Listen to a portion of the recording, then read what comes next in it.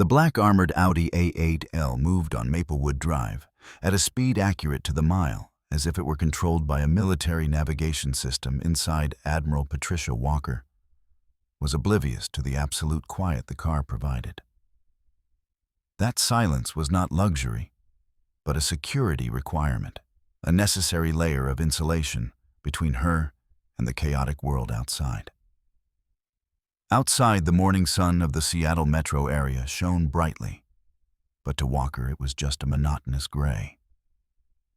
She was en route to an emergency meeting at the Pentagon, a meeting where she, as chair of the Navy's Disciplinary and Standards Committee, had to present a report on the complete overhaul of procurement systems and rules of engagement at foreign bases.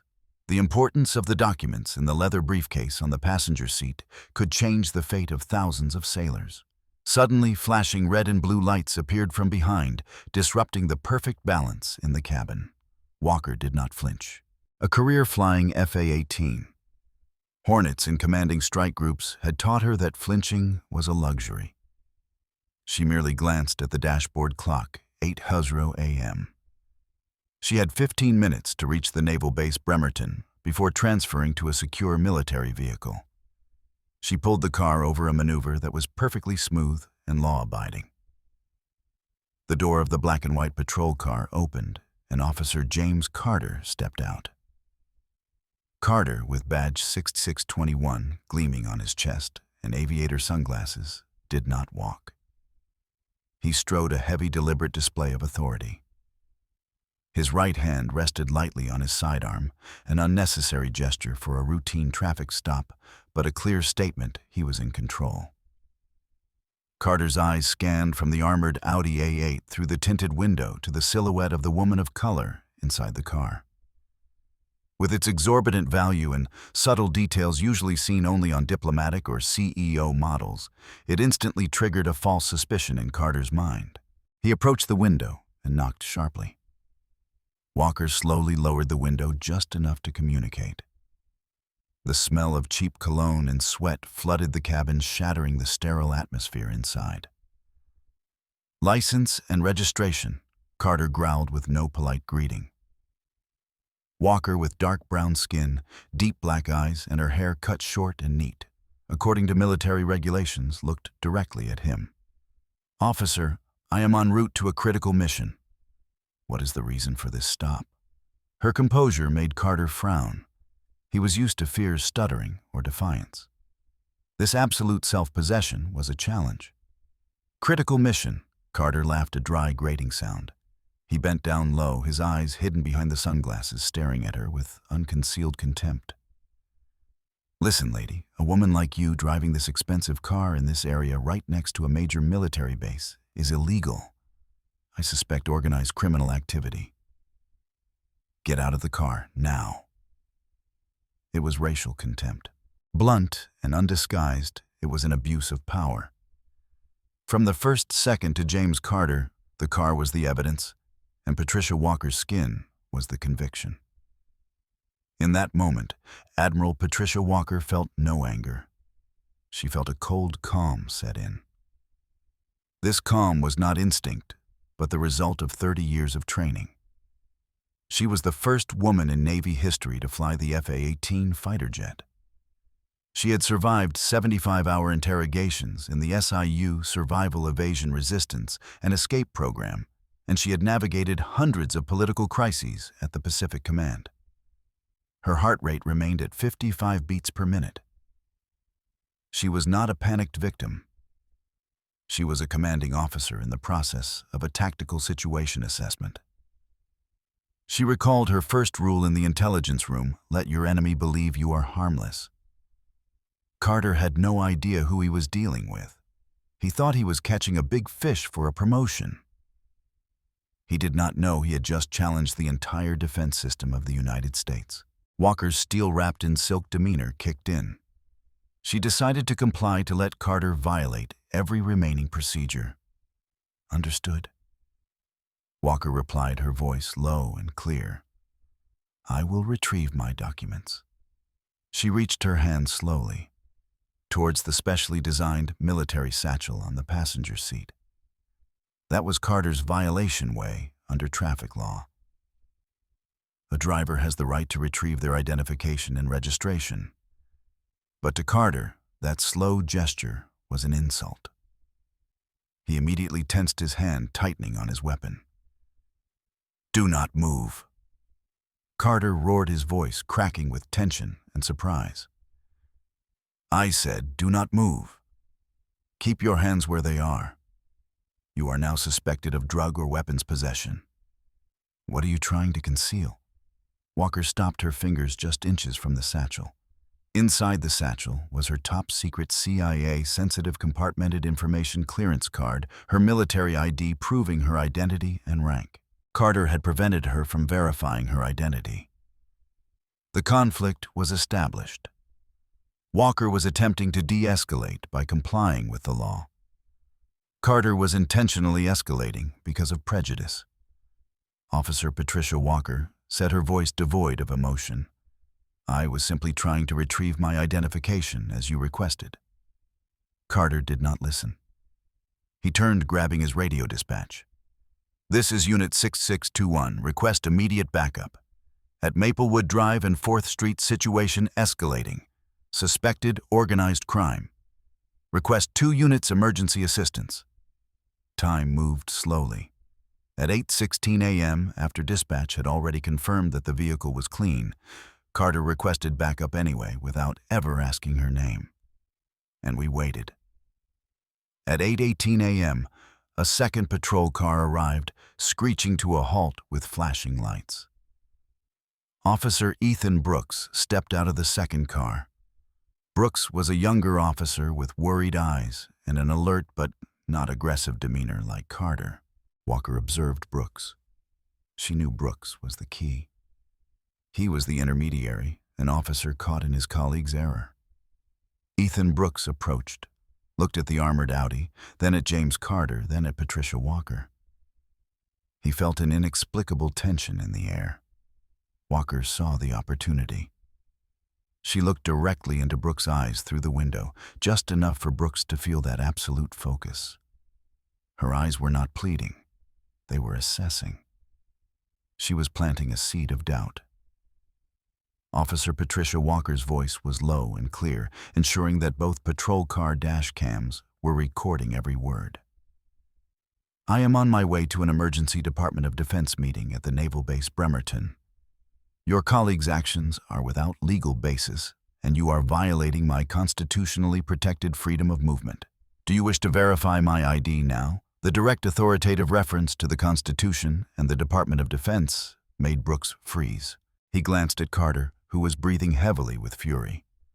"Officer Brooks, he has no right to challenge me," Carter roared. "Get back to your car and help with crowd control." But it was too late. Walker had made her statement.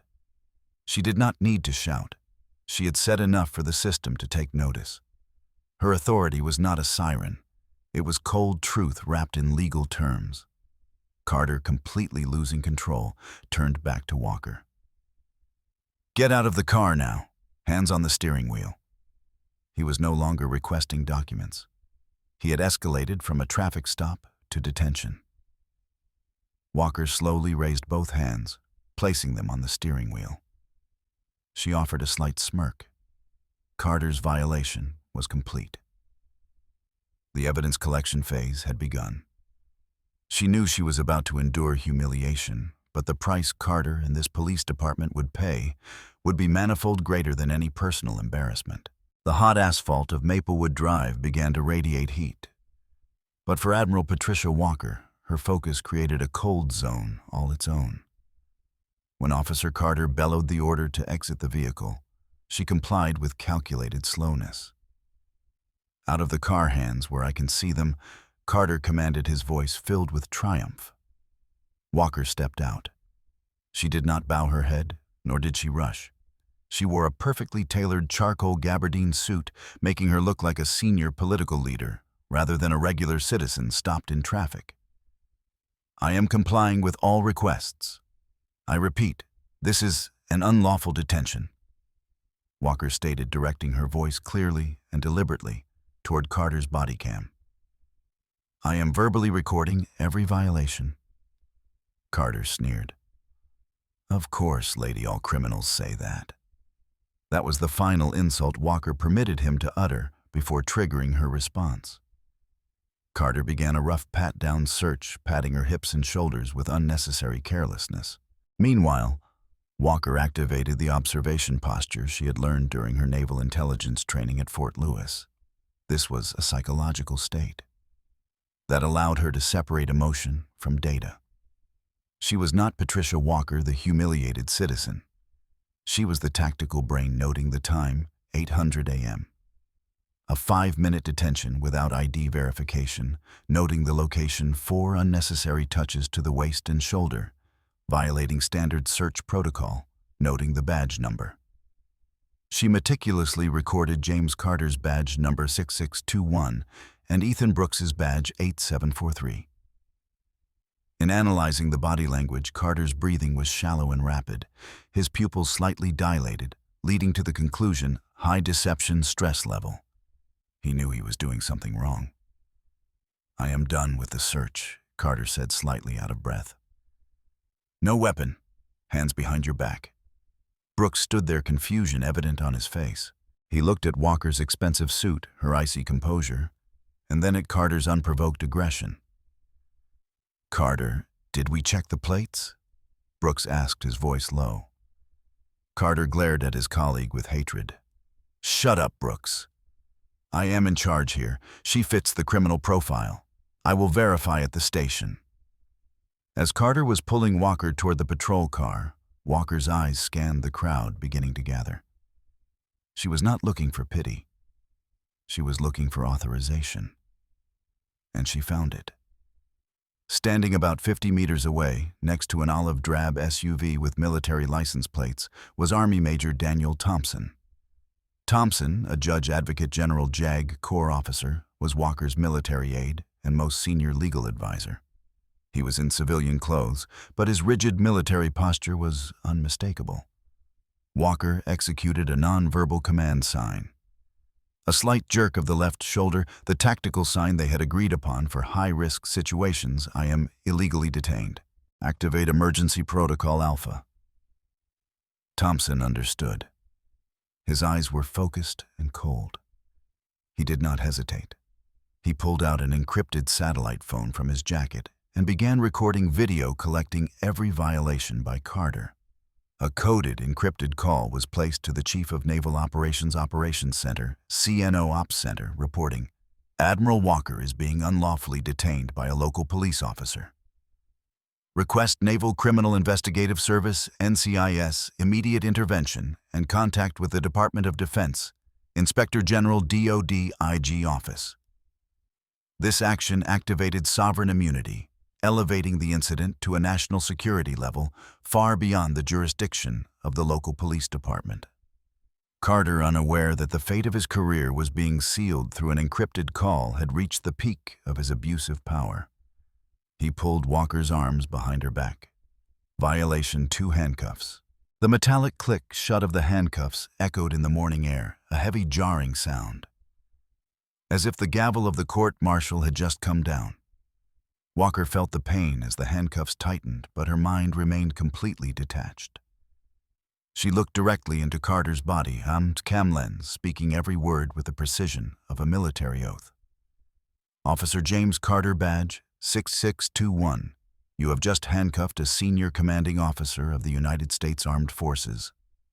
This act constitutes a violation of Article 88 Uniform Code of Military Justice UCMJ, contempt toward officials. It also violates 18 U.S.C. paragraph 242, deprivation of civil rights under color of law. This is the federal-level felony, and I have recorded every detail for prosecution. James Carter was stunned, not because she knew the law, but because she cited military UCMJ and federal U.S. Code statutes simultaneously in a tone that was completely non-negotiable. How do you know that? Carter stammered, his arrogance replaced by mild panic.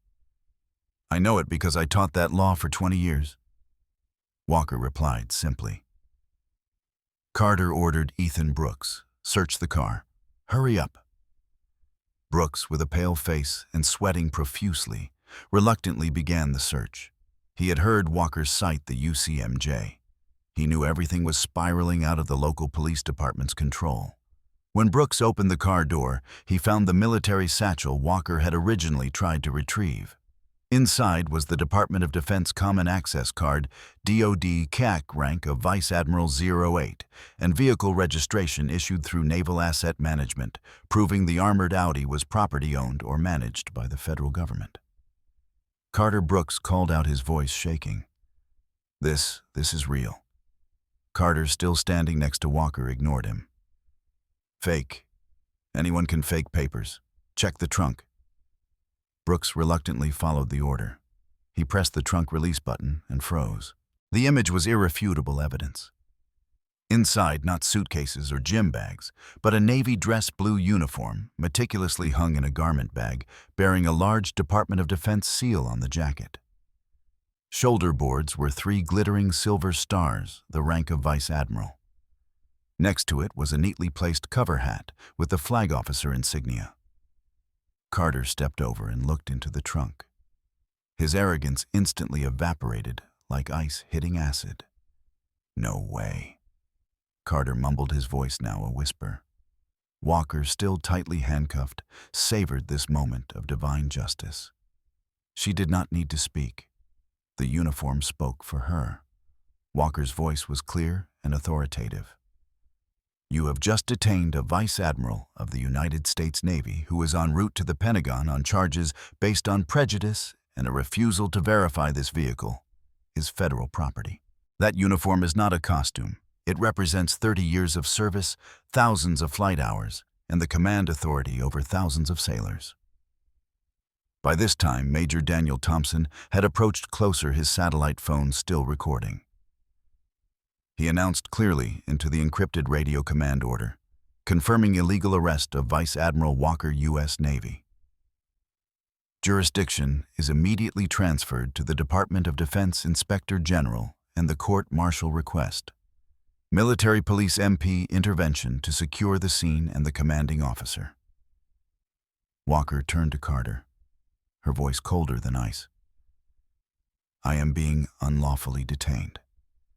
This is a direct violation by local law enforcement against the senior commanding officer of the United States. Armed forces," she declared, ensuring Ethan Brooks and James Carter in the body cam heard. "I request immediate Judge Advocate General JAG intervention, and I require the Chief of Naval Operations Office to be informed of your misconduct. Game change is complete. This is no longer an unlawful traffic stop. It has officially become a military federal issue that can lead to a Department of Defense general investigation of this entire police department." Carter did not just lose his job. He triggered the collapse of the entire system he served. Walker knew Captain Linda Hayes' internal affairs would arrive shortly, but that was just procedure. The true authority had been transferred to the Pentagon. She only had to wait for the military storm to arrive. The air on Maplewood Drive thickened not from the heat of the asphalt, but from Vice Admiral Walker's recorded declaration. Officer Carter stood motionless, his face sculpted like a statue, his arrogance utterly shattered by the undeniable truth. 3 silver stars in the trunk.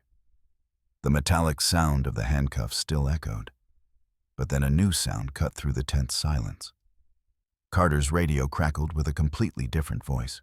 Deep, cold, and possessing absolute authority, not from the regular dispatch, but from a higher-level communication channel, Unit 6621. "This is Captain Linda Hayes. Report immediately on the status of identity verification at the scene." Carter swallowed hard.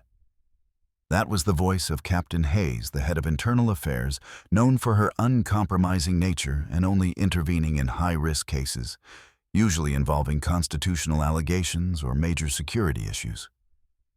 Hayes was the only person Carter genuinely feared, as she represented internal control. Carter stammered, his voice stripped of its bravado. "Standard detention suspected organized criminal activity, found a costume." I asked, "Has the identity been verified?" Hayes cut across him, her voice sharp as a scalpel. Dispatch reported the vehicle was not stolen before you requested backup. Standard procedure requires identity verification before escalation.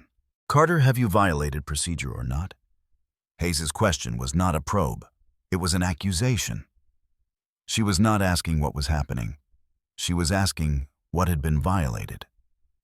Hayes had grasped the core information. Even before arriving at the scene within 2 minutes, an unmarked navy blue SUV sped in, parking a few meters from the armored Audi. Captain Hayes stepped out. She was not rushing, but every movement showed professionalism and efficiency honed over years. Hayes had 15 years of experience in internal affairs. She had seen everything but the scene before her, made her pause for a second to process the armored Audi A8. Not a normal car, the trunk wide open, 3 Navy stars glittering under the sun, the woman of color handcuffed. Yet with an intimidating cold composure, her eyes seemingly assessing Linda Hayes herself, saw the truth in just 3 seconds. She was not just dealing with an unlawful traffic stop. She was walking into an internal diplomatic crisis between local law enforcement and the federal military. She walked straight towards Patricia Walker, completely ignoring James Carter. "Ma'am," Hayes said, maintaining a respectful and professional distance. "I am Captain Linda Hayes, Internal Affairs. I apologize for this situation. May I ask your name?" Walker looked at Hayes. She recognized the difference in Hayes's eyes. There was no contempt, only extreme gravity and tension. Walker decided to give Hayes a chance to comply with procedure. "I am Vice Admiral Patricia Walker, United States Navy. My identification and military ID are in the satchel on the passenger seat. I attempted to present them, but Officer James Carter prevented me and subsequently detained me unlawfully." Hayes nodded slightly. She recognized the name Walker. She had attended a seminar on constitutional standards in law enforcement that Walker had conducted for senior military and police officers a year prior. Officer Ethan Brooks Hayes commanded without taking her eyes off Walker. "Please retrieve the satchel from the passenger seat and bring it here. Under no circumstances is Officer Carter to touch it." Brooks, like someone released from suffocation, immediately complied. Carter tried to protest, but Hayes's steely gaze froze him in place. Brooks brought the satchel to Hayes. Hayes asked Walker politely but formally, "Admiral, do I have your permission to open your satchel to verify your identity, Captain?" "You have my full consent," Walker replied. Hayes's action was procedurally flawless, a complete contrast to Carter's carelessness. Hayes opened the wallet and retrieved the Department of Defense Common Access Card, DoD CAC. Even within the military, the CAC card is standard. But the CAC card of a Vice Admiral 08 was an entirely different story. As Hayes looked at the rank and name Walker Patricia, her expression shifted. Her face maintained professionalism, but her eyes widened slightly, a flash of recognition of the scale of the unfolding disaster. Vice Admiral Walker was not just a senior commanding officer. She was a federal strategic asset. Officer Carter Hayes said, her voice turning cold and uncompromising. "Your actions have exceeded your authority and violated federal regulations. Remove the handcuffs immediately." Carter attempted to argue, his voice trembling. "Remove the handcuffs now, officer. That is my direct order." Hayes's command rang out, cutting through Carter's words. The authority of internal affairs, combined with the weight of the DoD CAC card, overpowered any remaining stubbornness in Carter. Brooks rushed to Walker, using the key to unlock the handcuffs. I am so sorry," Admiral Brooks mumbled, not daring to look Walker in the eye. Walker rubbed her wrist lightly. The release was only physical. She was still in tactical mode.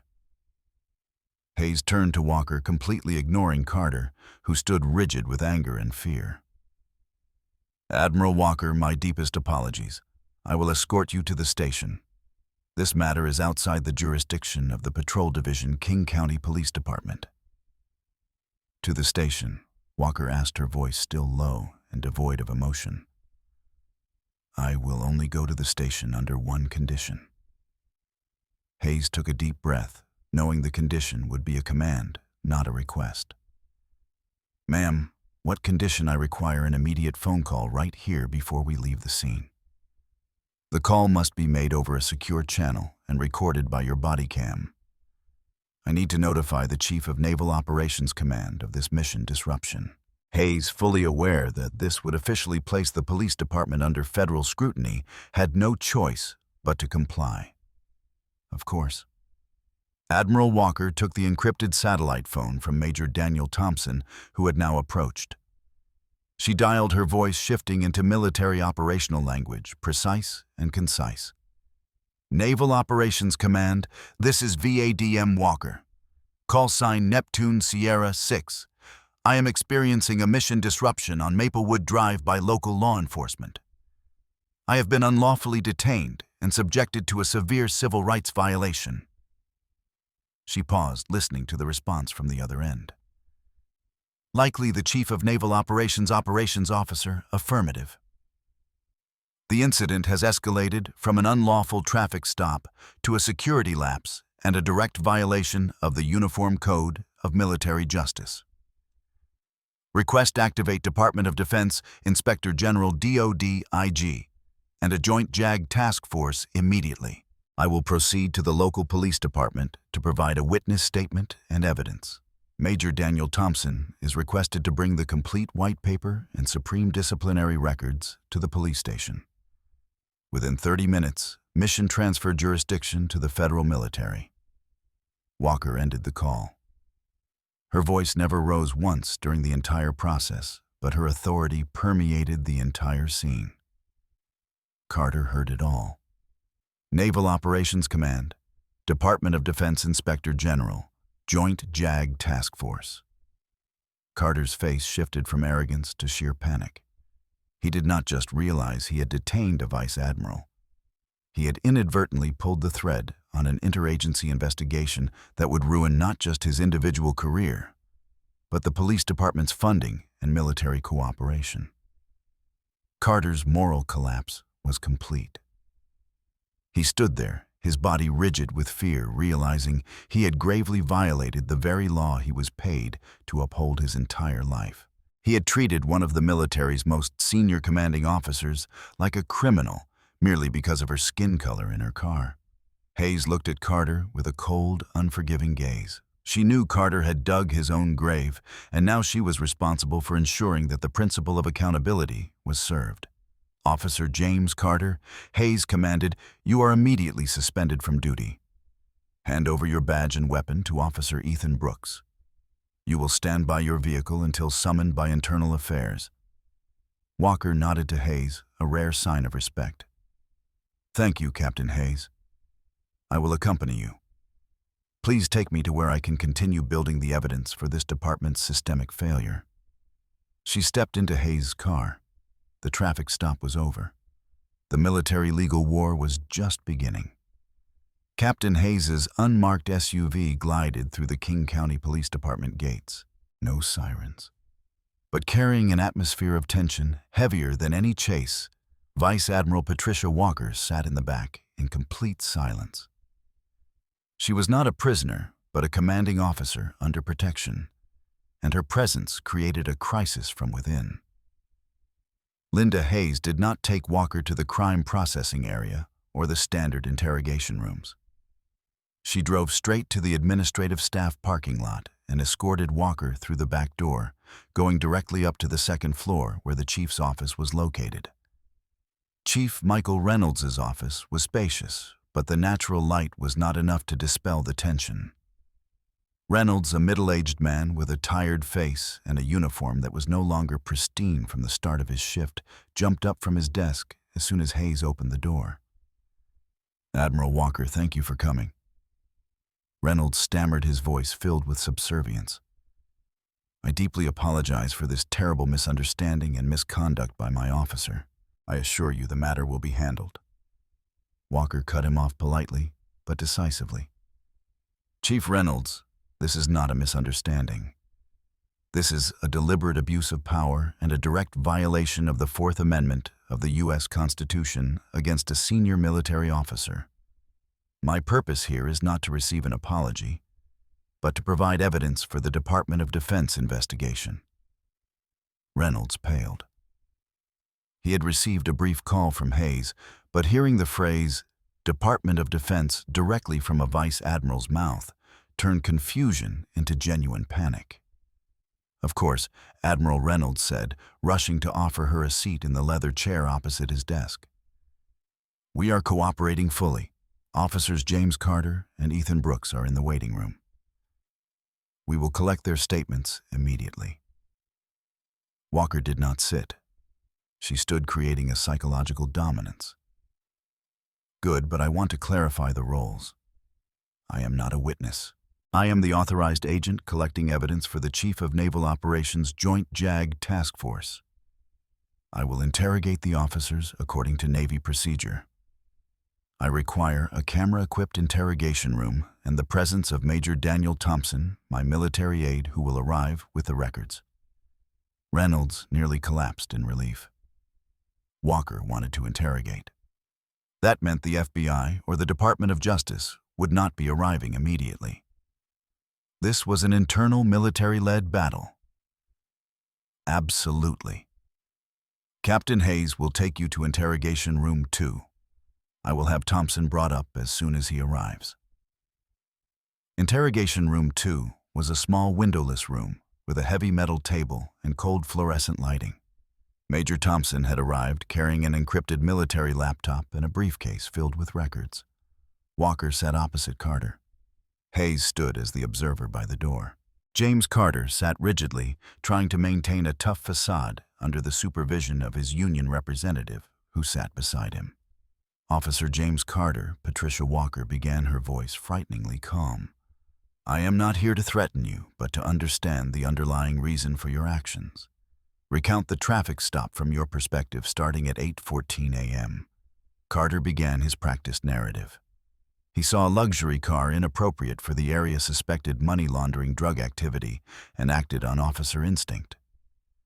As Carter spoke, Walker was not listening to the words. She was observing the naval intelligence skills she had learned. This skill was for domain analysis verbal speaking pace, slightly faster than normal, a sign of anxiety. Kinesics body language.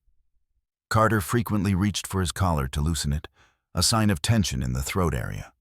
Psychology, he used the term instinct repeatedly, which was a psychological wall to hide the lack of reasonable evidence.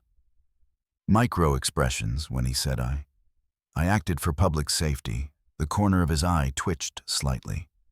An extremely quick expression of contempt and self-satisfaction, a sign he did not believe his own words. "Stop," Walker ordered.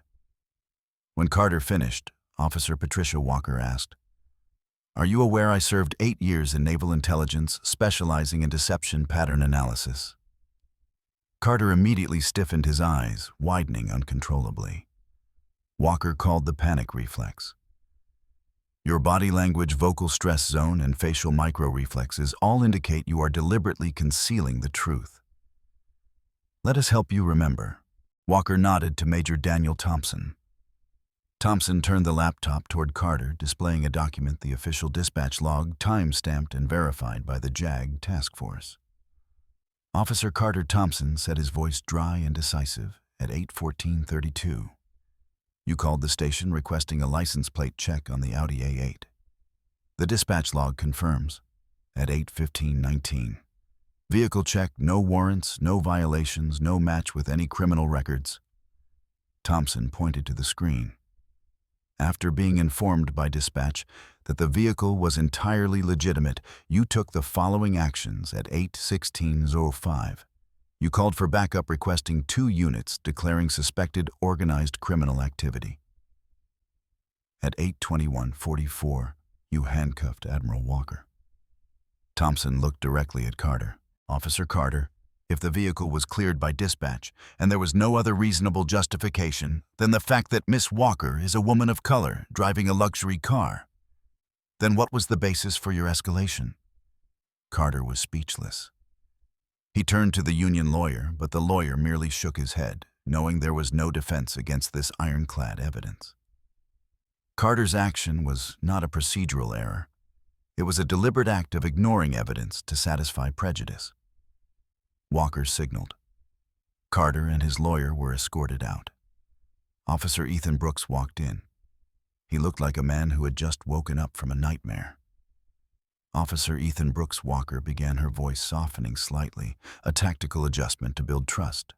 I know you are in trouble, but your cooperation now will determine whether you are viewed as part of the problem or part of the solution. Brooks bowed his head. Admiral, I tried to tell him. I saw the military ID. I saw the rank. I suggested checking. We have reviewed the footage. You acted in good conscience to the extent possible, Walker confirmed. Now be honest. Have you ever witnessed Officer James Carter conduct similar traffic stops based on prejudice? Brooks took a deep breath. His choice was between loyalty to Carter or loyalty to his badge. Yes, Admiral. Multiple times he has a pattern of excessive scrutiny towards minorities driving expensive cars or in affluent areas. Once I saw him continue to search an engineer after dispatch had cleared him. Every complaint was dismissed because Carter always found a way to turn off his body cam at the right time. Brooks's testimony was the final nail in Carter's coffin and provided the systemic evidence Walker needed. The side division was complete. Just as Walker finished Brooks's testimony, Chief Michael Reynolds burst into the room, his face ashen. He had received a series of calls he could not refuse. Admiral Walker Wang, I just spoke with the Secretary of the Navy, SECNAV, in the Department of Defense, Inspector General DOD IG office. Reynolds stammered, clutching his phone tightly. They have been informed that systemic abuse of power has occurred in a sensitive area near a military base. And what did they say? Walker asked, maintaining an unwavering gaze. They have ordered a full interagency investigation under the direct supervision of the Department of Defense. Reynolds declared, barely breathing. A joint JAG task force will take over all evidence immediately. This is no longer a local police matter. The supreme intervention had officially occurred. The Department of Defense was not just protecting a vice admiral. They were protecting the integrity of the military system from local corruption. Walker finally stood up. She did not need to say more. The federal government, under the command of the Department of Defense, had taken over.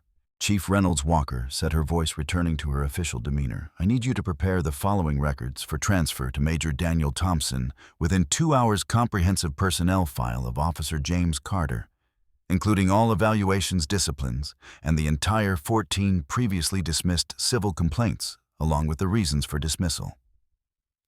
Body cam and dashboard footage, all footage of Carter and Brooks from the past 12 months in traffic stops involving minorities. Internal dispatch log, all audio and text transcripts related to Carter's previous complaints, and the court-martial order. Major Thompson. Major Daniel Thompson has received an order from the Special Court-Martial authorizing the seizure of Officer James Carter's personal phone log for the past 6 months. We need to look for external links. Reynolds nodded hopelessly. Everything will be handed over, Admiral. Everything. Walker knew that the collection of the personal phone log was the fatal blow. This was not about fleeting prejudice. This was about finding systemic corruption links who instructed Carter or who paid him to commit this abusive power. Walker looked at Ethan Brooks. Officer Brooks, your testimony is the first step toward restoring trust. Continue to cooperate with Captain Hayes. She turned to Hayes. Captain, you need a reliable officer to supervise the evidence collection.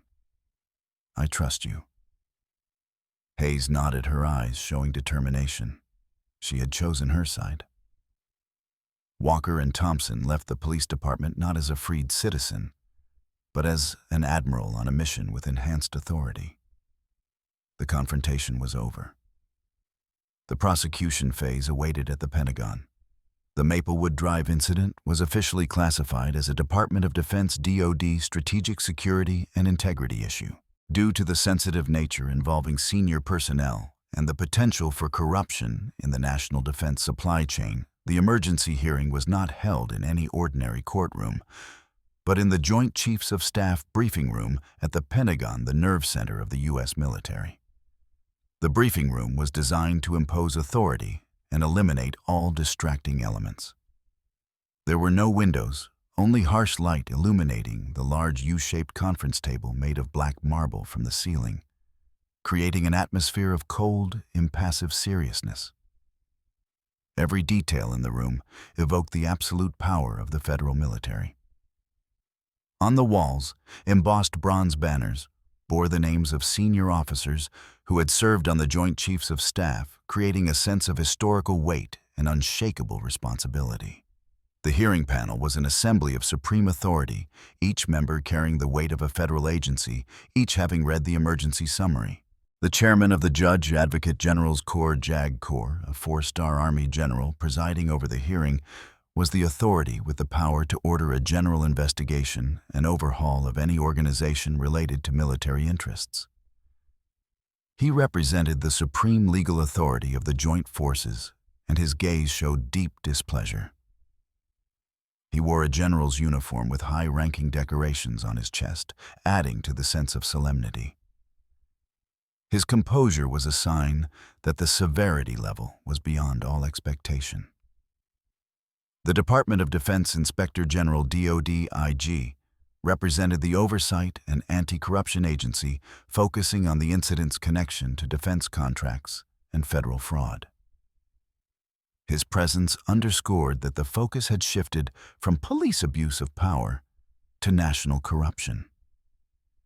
He was the one who would lead the investigation into Thomas Bennett, General Counsel to the Secretary of the Navy, Navy. The General Counsel directly represented the Navy's supreme authority, ensuring that the humiliation of Admiral Walker was viewed as an attack on the entire Navy chain of command.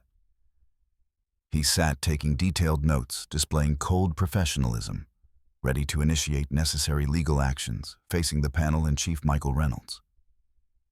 And the King County Police Department legal team sat trembling, realizing they could not rely on local government protection. Reynolds, who had not slept for the past 24 hours, constantly wiped the sweat from his forehead, trying to maintain composure. Officer James Carter, in a uniform stripped of its badges and a face ashen with fear, sat next to the empty chair where his union lawyer had left. He realized that this was not a place to lie or rely on colleague protection. This was the Pentagon. Carter was a local officer, and now he was facing the entire military power structure. The thick security door opened. Vice Admiral Patricia Walker walked in. A mandatory ritual was performed. The entire panel, including the 4-star general, stood up, showing absolute deference to her rank and office. Walker wore the navy dress blue uniform, the formal dark blue uniform, with 3 glittering silver stars and service ribbons neatly affixed. The dress uniform was not just a piece of clothing. It was a symbol of unshakable discipline, a declaration that her 30-year career was built on absolute loyalty to the law and the Constitution. Walker carried no documents, but Major Daniel Thompson placed a sealed briefcase containing evidence on the presentation table. Walker walked to the podium, standing ramrod straight. She was not the accuser. She was the embodiment of violated authority, demanding justice. The JAG chairman nodded. Admiral Walker, please begin your presentation on the constitutional and military law violations. Walker placed both hands on the podium, her composure a complete contradiction to the chaos she was about to present. Her voice was low, resonating through the room. Generals, you are not here because of an unlawful traffic stop, Walker began. You are here because of a direct threat to the safety of Department of Defense personnel and the integrity of the Uniform Code of Military Justice, UCMJ. She summarized her career, emphasizing her expertise. I swore an oath to defend the Constitution. My experience includes FA-18 pilot, strategic intelligence expert, and chair of the Navy Disciplinary Committee. I have sufficient experience to be not just a witness, but an expert analyst of Officer James Carter's criminal behavior. She looked directly at Carter. His behavior was not a personal error. It was misconduct under color of authority, a crime clearly defined in both civil law and the Uniform Code of Military Justice. Walker signaled Major Thompson, who projected evidence Officer Carter body cam video onto the large screen behind the panel. Evidence body cam video, the entire 11 minutes of abuse of power recorded by Officer Carter himself. The video started playing. The panel witnessed the entire incident. Walker narrated the details, focusing on the escalation and authority. Minute 0:03:45. Carter prevented Walker from retrieving her ID, a violation of basic procedure fueled by racial prejudice masked as officer instinct. Minute 0:07:02. The metallic click of the handcuffs echoed. Walker pointed to the screen. At this point, I was unlawfully detained. Minute 10:15. The trunk opened, revealing Admiral Walker's 3 silver stars. The video zoomed in on Carter's face. Walker paused the video, pointing at Carter. You can clearly see Officer Carter's eyes acknowledge my identity. Despite this, he continued to hold me in handcuffs. Calling the U.S. Navy uniform a costume, Walker emphasized that this action escalated from a constitutional violation to defiance of federal authority. He challenged not just me, but the authority of the commander-in-chief. This willful act constitutes contempt toward officials. Article 92 UCMJ, if applied through interagency cooperation mechanisms. The JAG chairman, the 4-star general, lightly tapped his hand on the table, indicating his agreement with Walker's analysis. This incident is not an exception, Walker continued, but a rule protected by the system. Major Daniel Thompson placed a thick folder of records on the table. This was evidence for Carter's personal file and data analysis. Walker explained the methodology. We cross-referenced Carter's vehicle GPS data dispatch logs and citizen information. The results are undeniable. In 9 out of 12 cases, 75% of the time, Carter received confirmation from dispatch that the vehicle and driver were legitimate. Despite this, he intentionally proceeded with detention and search of citizens. Walker turned to Chief Michael Reynolds. Chief Reynolds, your department ignored this pattern 12 consecutive times. This behavior is considered systematic complicity. Your disciplinary system failed to protect citizens. It protected Carter's corruption repeatedly, violating the 4th Amendment. Reynolds mumbled an apology.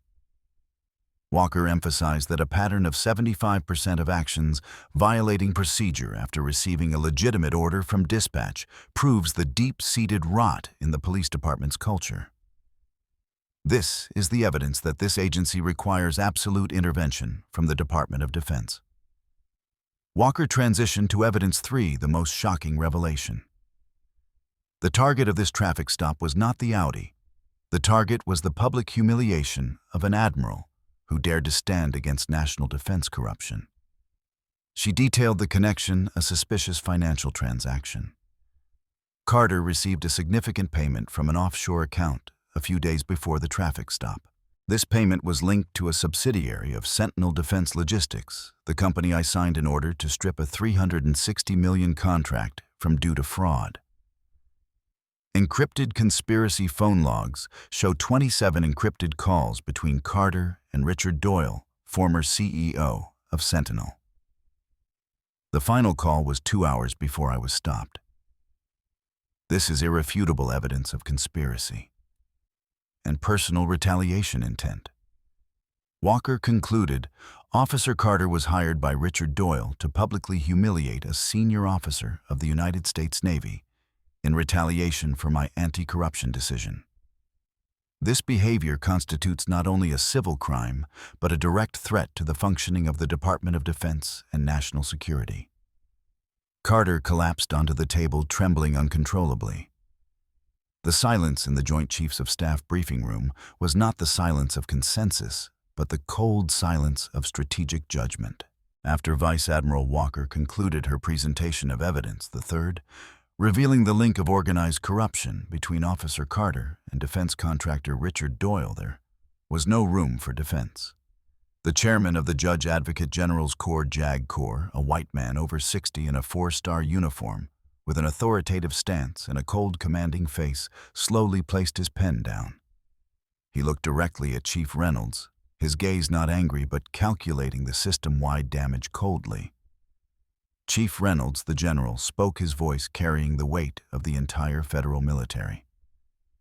The court-martial panel has reviewed these 3 pieces of evidence. We find that your King County Police Department has not only failed to enforce discipline, but has actively participated in intimidating a senior military commanding officer for anti-corruption actions. This behavior is not a local error. It is the intervention of organized crime into the operations of the Department of Defense. This behavior will be punished with the full weight of federal authority. He took a deep breath. We cannot allow the power of a police badge to be abused for retaliation against businesses that commit national defense contract fraud. This incident is a stain on the integrity of both agencies. The general turned to the panel. The DoD Inspector General, a white man aged 55-60, tall, in a black suit with a stern expression and an analytical gaze, nodded. The SACNAV General Counsel, a middle-aged white man with a slim build, sharp eyes, and an intelligent and reserved demeanor, was ready. He declared, his voice echoing throughout the briefing room, issuing the irreversible verdict, an unprecedented military oversight order on a civilian law enforcement agency. By the authority vested in the Department of Defense and in cooperation with the Department of Justice, we hereby order crime classification. Carter's actions, protected by the King County Police Department system, are classified as misconduct under color of authority, with aggravating circumstances related to conspiracy and defiance of federal authority. High-level special oversight. The King County Police Department is placed under the special oversight of a joint JAG task force, oversight for 5 years, effective immediately. This is a comprehensive, unprecedented, institutional overhaul for a civilian law enforcement agency. The general further specified the scope of the oversight order, emphasizing the transfer of authority. This task force will be commanded by a Judge Advocate General JAG Colonel, who will report directly to the DoD IG office. The JAG Colonel will have full authority to audit every operation of the King County Police Department. The scope of oversight includes recruitment process, reevaluation of all rejected applicants, and psychological screening processes to eliminate officers with systemic prejudice. Training program overhaul, replacement of the current training program with a Navy-developed constitutional law and military discipline program focusing on de-escalation and Fourth Amendment compliance. Financial and contract audit investigation of all recent procurement contracts to find other financial links to Richard Doyle or other corrupt organizations. Establishment of accountability mechanisms, implementation of an immediate supervisory accountability system, ensuring that any officer who witnesses misconduct and fails to report it will receive equivalent disciplinary action. The goal of this intervention is a total institutional rebuild, according to military discipline standards and federal constitutional law, transforming the King County Police Department into a new model of compliance. Any attempt to obstruct will be viewed as contempt of military order and will be prosecuted under the Uniform Code of Military Justice. Chief Michael Reynolds, a Latino man, middle-aged with light brown skin, a stocky build, and a tired face with tense eyes, could no longer find the strength to protest. No longer had the strength to protest. The JAG chairman turned to Officer James Carter, a white man, 35-40 tall and muscular, with short cropped hair, a cold face and arrogant eyes, who was hunched over. Officer Carter, you used your badge to commit an act of betrayal against public trust and the integrity of the Department of Defense. Your action is an indelible stain. He announced the individual penalties decisive and without any negotiation. Officer Carter was terminated without benefits and permanently stripped of his badge for misconduct under color of authority. He will be immediately handed over to the federal prosecutor's office for criminal prosecution for conspiracy defiance of federal authority and violation of civil rights. 18. USC Part 2, 242. Furthermore, due to the military nature of the target, the court-martial will prosecute Carter under Article 92, failure to obey a lawful order, and Article 134, disorderly conduct of the UCM-JAN unprecedented double penalty, ensuring he faces maximum accountability under both civil and military law. Richard Doyle, a white man, about 50. A businessman with graying hair in an expensive suit with an ambitious and cold expression, and Sentinel Defense Logistics files were transferred to the FBI and the DoD IG office for investigation into corruption and conspiracy to intimidate a federal officer. Officer Ethan Brooks, a white man younger than Carter, with an average build, light brown hair, a kind face, and an anxious but honest gaze, was retained with full support for his truthful cooperation. He will become a key witness in the criminal prosecutions and will be protected by the JAG Task Force. The JAG Corps chairman turned to Admiral Patricia Walker, his eyes deeply respectful. Admiral Walker, your report has triggered a profound, necessary reform. Your strategic patience turned a personal humiliation into a systemic victory. The court-martial panel trusts you will continue to oversee this transition. He struck the official gavel hard onto the table, a resounding and final sound ending all debate. The order has been issued. The hearing is adjourned. Walker, in her navy dress blue uniform, said no more. She nodded to the panel, turned her back, and walked out. She did not need to look back at Carter. Victory was not revenge, but the reestablishment of order. She succeeded in turning a personal humiliation into a national reform. 6 months after the verdict at the Pentagon, the Joint Chiefs of Staff briefing room was no longer where Admiral Walker conducted her investigation. She now stood at the podium of the newly established National Military Civilian Leadership Academy, an institution funded by the Department of Defense itself, and placed under the oversight of the Joint JAG Task Force oversight. The Academy was built on the foundation of constitutional accountability principles and designed to retrain every rank of local law enforcement. Law enforcement and military personnel involved with federal bases. The Academy's large auditorium did not contain hardened old police officers, but hundreds of new recruits and mid-level officers representing a new generation. They listened intently, notebooks resting on their laps. Vice Admiral Patricia Walker was no longer wearing the formal navy dress blue uniform. She wore a navy blue working uniform, her 3 silver stars still gleaming. But it was a symbol of discipline and education, not judicial power. Her traffic stop had become the first mandatory case study in the curriculum. You are not here to learn about traffic law. Walker began, her voice low and clear. You are here to understand the calculus of power. When the power of the badge meets ignorance and bias, the result is systemic loss. The screen behind Walker displayed the famous body cam footage, the moment Officer James Carter handcuffed her. But instead of dwelling on the humiliation, the footage was used to analyze the procedural failure points, the failure to verify ID, the escalation, and the deliberate disregard for dispatch data. Standing next to Walker, where civilian assistance would usually be, was a police officer with a new badge. It was Police Major Linda Hayes, a white woman, 45, with short brown hair, tall and composed, firm eyes, and a disciplined aura. She had been promoted from Internal Affairs Captain due to her actions 6 months prior. Major Hayes now headed the Joint Military Civilian Accountability Division, a new agency directly under the JAG Task Force. This agency was established to maintain continuous oversight based not only on complaints, but also on predictive data analysis of misconduct patterns. Major Hayes is the textbook example of choice, Walker explained.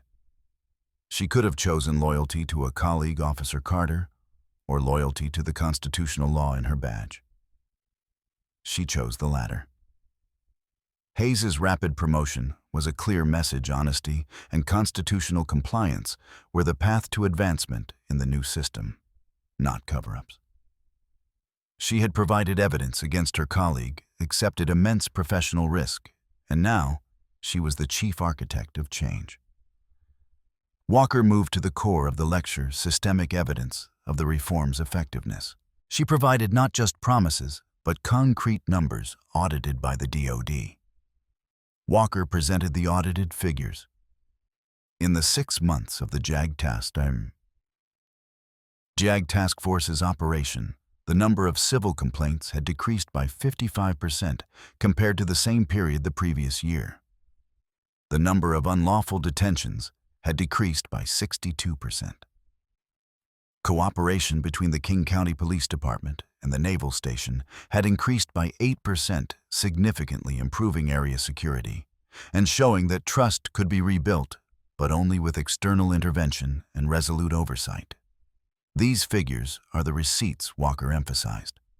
The significant reduction in violations and the increased cooperation with the Naval Station demonstrate that trust can be rebuilt, but only with external intervention and resolute oversight.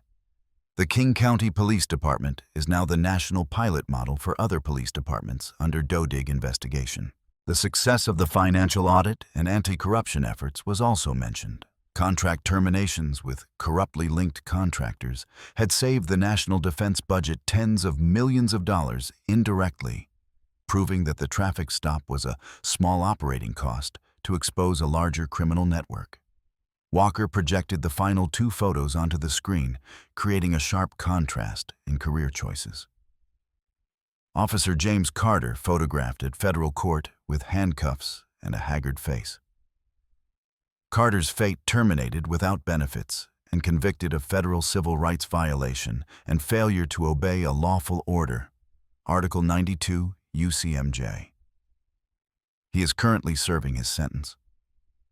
The prosecution of Richard Doyle is also underway, based on the evidence Carter inadvertently provided. Officer Ethan Brooks, a white man younger than Carter with an average build, light brown hair, a kind face, and an anxious but honest gaze, who cooperated truthfully, now stood in a classroom teaching about authority ethics and de-escalation.